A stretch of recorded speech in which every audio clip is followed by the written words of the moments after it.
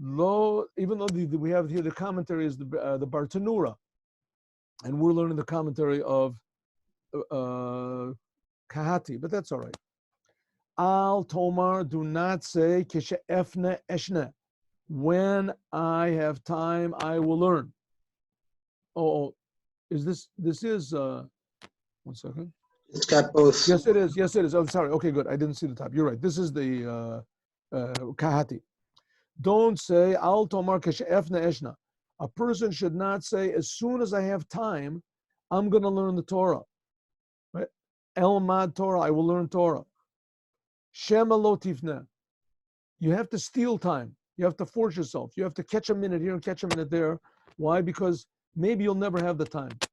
Right? I'll learn Torah when I come home. I'll learn Torah. You come home, all of a sudden there's a telephone call, there's something that happens, you feel terribly tired, you have to eat something, your children want something, your wife wants something, and you have a visitor. And so you just, okay, I'll learn tomorrow. It's no problem. I'll put it off till tomorrow. And you end up putting it off till tomorrow, and then another tomorrow, and there's always something. Until finally, Shema lo tifne, maybe you'll never be free to learn. Ki yatriducha inyanim shonim, because we'll interrupt you all these different matters hamitchadshim yom yom, which pop up every day b'asakacha in your business. Umi yodea ma yom, who knows what tomorrow will bring. Harinim said, so it'll come out. Yotze mina olam, a person will go out of the world without any Torah. They'll say, you know what? It's very hard for me when I retire. I'm going to retire, and then I'm just going to leave the whole day open for learning Torah. Right? So then he retires, and he's a little bit tired, and then he wants to go to the and they can't find the chavrusa, and etc. and etc. Excuses are no end. Who knows what's going to be tomorrow? So a person could be that he pushes off his whole entire life and he never learns Torah. That's why it says, Ose Torah Chakava. Therefore, your Torah should be the main thing, and working in your job should be the second. Are you going to lose business? It's better to lose a little bit of business than it is to lose learning Torah, right? So most normal people say, of course not. What are you talking about? Money? You have to make money. Torah, you can do it later. But that's what he says. You're never going to do it later. And in the end, after a person leaves this world, as he's going to have all of his money, but he will not have learned any Torah. So it's nice to have money and you can do good things with it. But Torah, the value of Torah is immeasurable. It's just that in this world, it seems to us that money is more important and that the Torah is not worth anything. That's what it says. It's not so. That's the point of Pirkei Avos. We are Jews, and our values have to be Jewish values. So work. You should work in your job. It says a person that only learns Torah and doesn't work, his Torah doesn't stay. Torah told Borsha in Malacha, so full of batala. But on the other hand, you have to learn Torah. The main thing is learning the Torah. Okay, Mishnah Hay, another quote from Hillel HaZaken. Who Hillel HaZaken, Haya Omer, used to say, Ein bor yirechet v'lo ha'am oretz chassid. A ignoramus cannot fear sin. A person, same thing. An am oretz, an unlearned person, cannot be a chassid. Okay, let's just learn those first two. Ein bor yirechet. A person who is a adam shu reik mi Torah, a person who is empty from Torah and for wisdom, afilu b'tiv masav matan, and even in business he doesn't know. Eino yochol, he cannot be a person that sins. He's an ignoramus. She'eino makir klal b'chet, he doesn't know that he's doing a sin. Ve'eino yodea sheyesh litrachek minyan, he doesn't know that he should keep away from a sin. He doesn't see anything wrong with it. I just ate food. What difference does it make if it's kosher? Loa ama oretz chassid, and an ama oretz is a person that does not know Torah. Avu yodea p'tiv masav matan. It could be that he's a good businessman. He's intelligent. Uma'urav and abrios, and he's mixed in with people. He's how do you say? He's a sociable person. Yochel amam, it could be Yochel Amnan. It could be that he fears sin. I mean, he's mixed with people. The rabbi tells him what to do. Ki yodeu shetzorech litrachek. This is, we're talking about not a boor. A boor is a person that's an ignoramus. He has a very, very low IQ. He doesn't understand things very well. He's almost to the point of being a fool. You know, you can't really hold him responsible or anything. And this especially is talking about a person that he is not mixed in with any, he doesn't know any religious people. He doesn't know, or he doesn't, not impressed by them. So this person, he can't do any sin. He can't you expect him to fear God, the boor, the ignoramus. But the person who doesn't know Torah, it could be that he does fear God. He hears from the rabbi, he hears lectures. But he can't be a chassid. What is a chassid? A chassid is a person who does more than what's expected of him.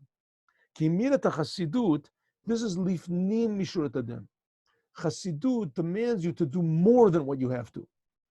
Doreshet taharat alev. A person has to have a pure heart, v'zucha nefesh, and he has to have a refined soul. V'hoya be'umishu hu reik mitorah, and a person that does not know any Torah, it's impossible for him to reach this level. Now, of course, a person that does learn Torah, like I've said many times, that's no guarantee that he's going to be a person that's a chassid or even a person that fears God. Right? A person who learns Torah, like we said, the Torah, you learn Torah, it automatically fixes you up 15%, 5%, 20%, but all the rest, the other 80%, you have to do on your own. But nevertheless, a person that doesn't have any Torah at all, it's very improbable that this person is going to be able to be a chassid because he doesn't really know what to do, and it's not really that important to him. The fichach, therefore, it says, im am or it's chassid al tador b'shchunato. It says with an am or it's that a simpleton, that he doesn't know Torah, and he's the best you can do. He's the highest level. Don't dwell in his neighborhood. In his neighborhood, because everybody considers him to be a person that he fears God, and he doesn't even know what to do. Doesn't know, so he can make all sorts of mistakes. But he's a chassid. He wants. The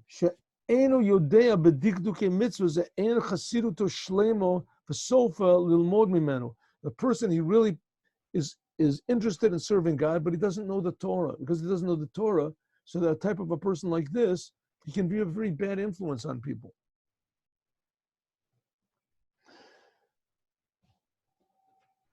Yesh Mavornim, some people say, ki a chassidut hi mida, because this idea to be a chassid, in other words, to do more than what is expected of you, this is an attribute, ha-mevi'at ha'adam, that brings a person, litna'eg b'kol inyanav, in everything that he does, lifnei meshurat adin.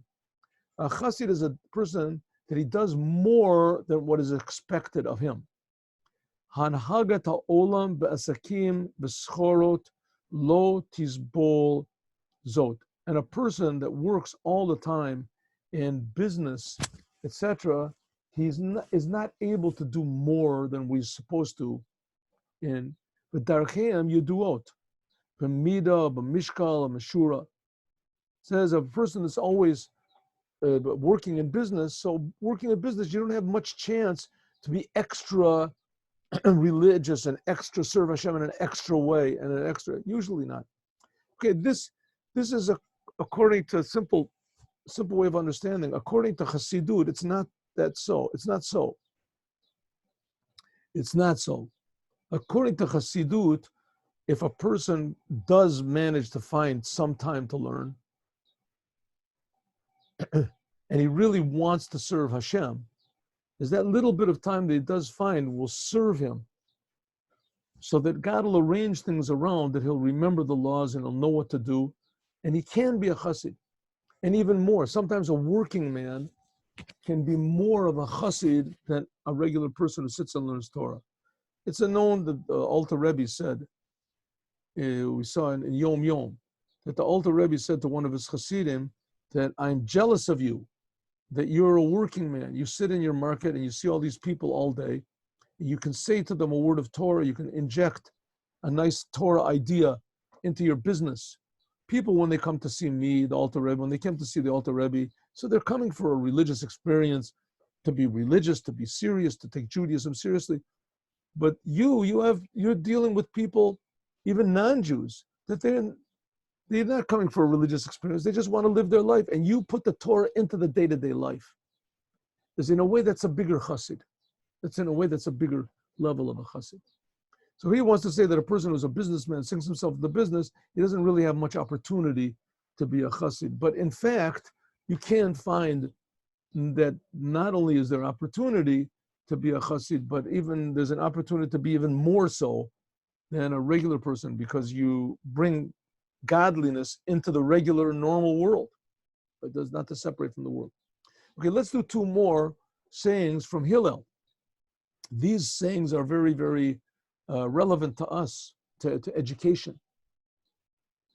Lo abaishan lamed, velo akaptan malamed. A person who is ashamed, who's shy, can never learn. If you sit in class and you have a question and you're shy, you're afraid to open your mouth, so you're never going to get the answer. On the other hand, what about the teacher? Lo akaptan malamed.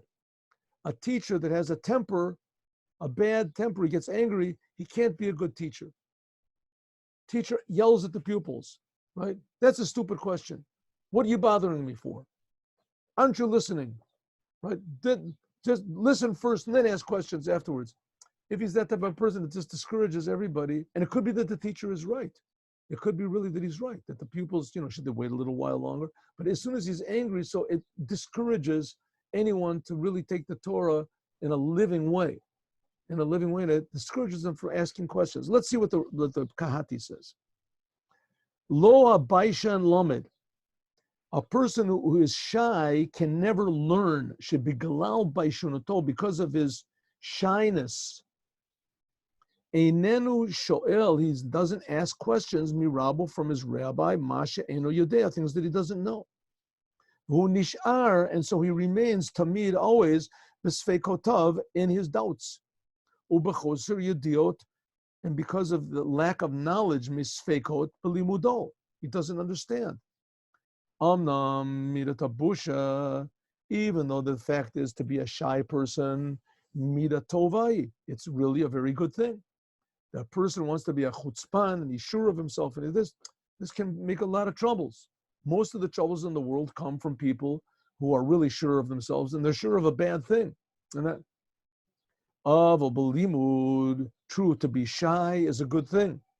But in learning Torah, it's not good.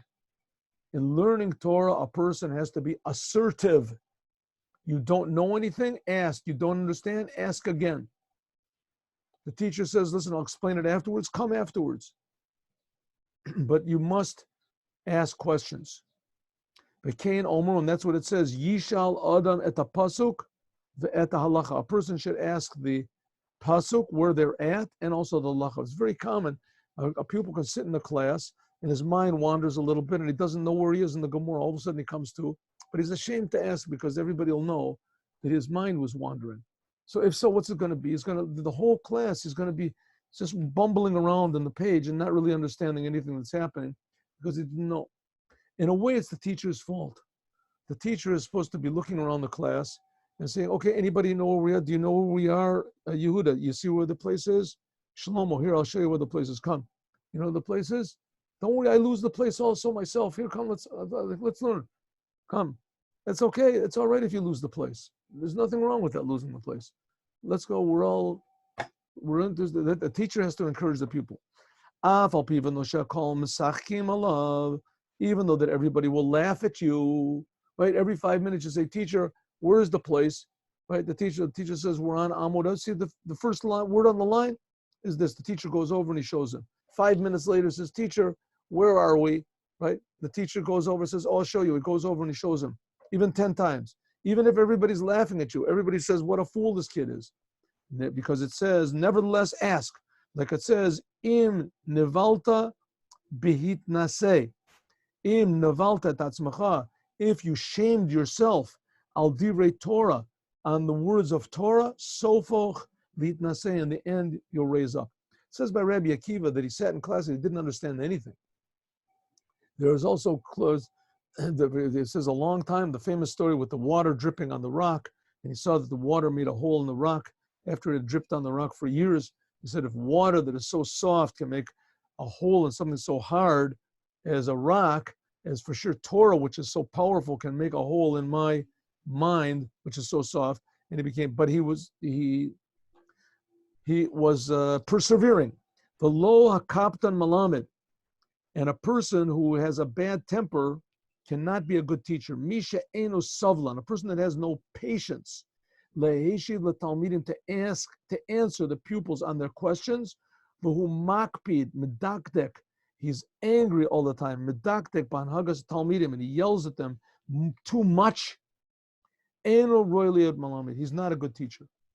He shouldn't be a good teacher. He can work maybe on the assembly line or something like that. He can be an overseer to see everybody puts the bolts and the nuts in the right places, right? Maybe be kashrus, maybe a mashgiach for kashrus, that everything should be exactly the way it's supposed to be. But he's not good for children. Children are delicate. Shekena talmidim, because the pupils mefachdim him and will be afraid of him. The nimlim l'shol, and they'll be afraid to ask him. The aim nisharim b'sfeikotam, so then the pupils will remain with their doubts. Lefichach tzorech harav, therefore the teacher must lahasbir panim l'talmidav, he has to explain very well the laws, ulevo'eret mishnato, and explain what he's teaching them, ad sheyordu la'omko, until the pupils themselves get interested and they go down to the depth of the idea. And then it will be arranged in their mouths that they'll understand the laws. Mishnah, Pirkei Avos. Now let's finish off with the laws of Basar v'Chalav. I went over it, by the way, and I noticed that I skipped over a whole law in Basar v'Chalav. So let's go back and we'll see.